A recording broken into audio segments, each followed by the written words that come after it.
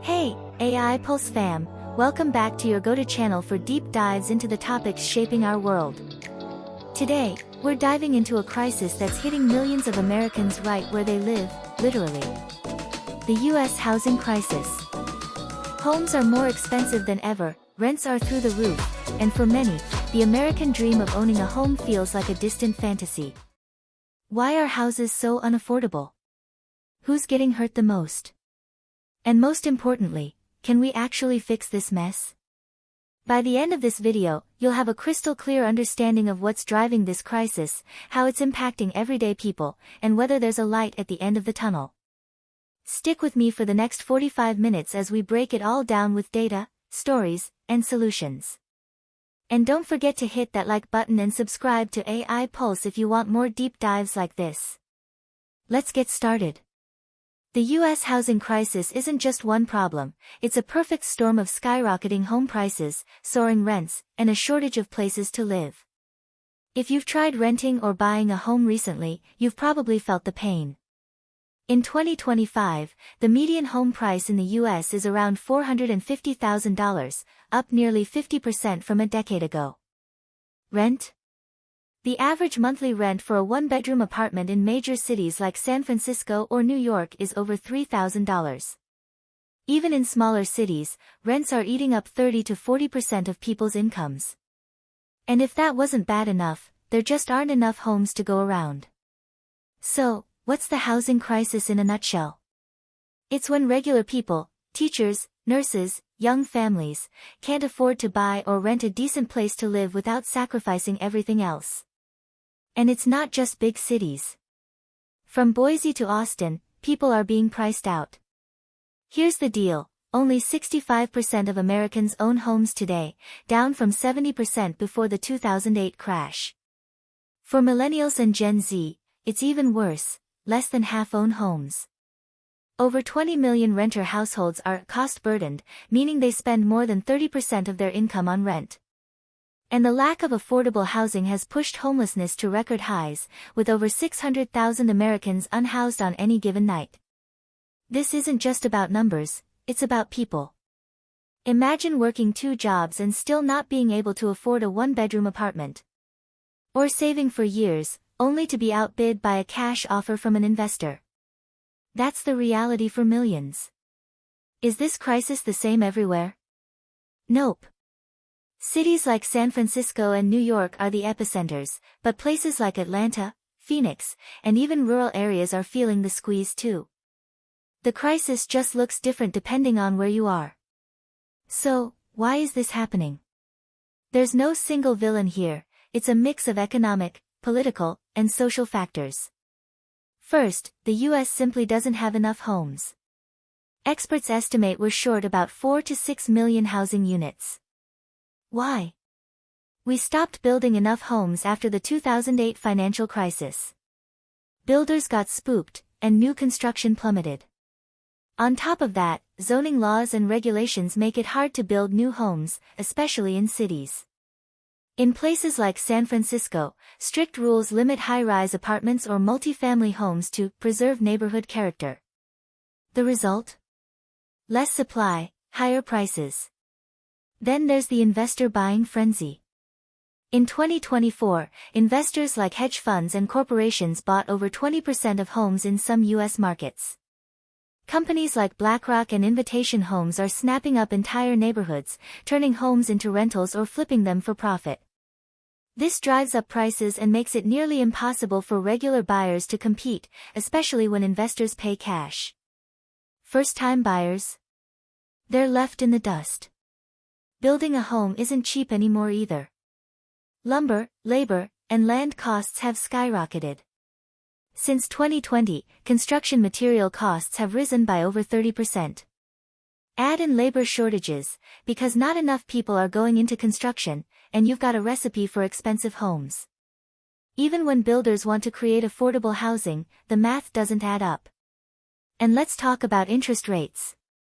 Remember when mortgage rates were under 3% a few years ago? Those days are gone. In 2025, mortgage rates are hovering around 6 to 7%, making monthly payments way higher. For a $400,000 home, that's an extra $500 a month compared to 2021. Plus, inflation and stagnant wages mean people have less money to spend on housing. The middle class is getting squeezed. Finally, government policies haven't kept up. Tax breaks and subsidies often favor wealthy developers or homeowners over renters or low-income buyers. And don't get me started on NIMBYs, not in my backyard folks who block new housing projects to keep their neighborhoods exclusive. All these factors together have created a housing market where demand far outstrips supply, and prices keep climbing. Now, let's talk about who's feeling the pain.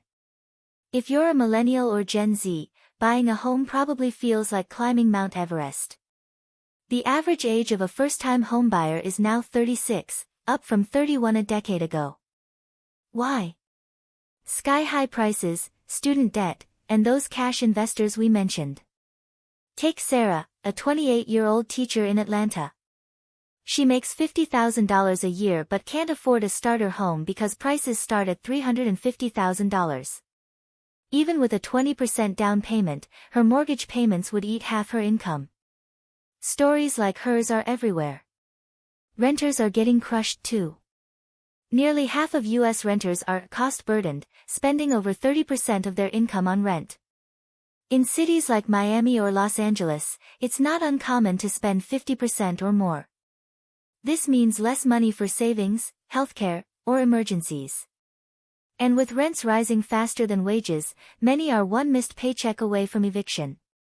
The crisis hits low-income Americans hardest. Affordable housing programs, like Section 8, have wait lists that can last years.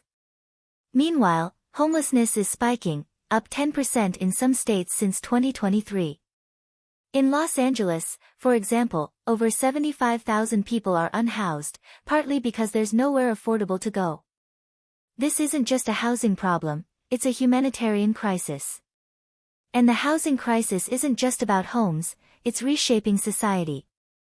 People are moving to cheaper states, driving up prices there too.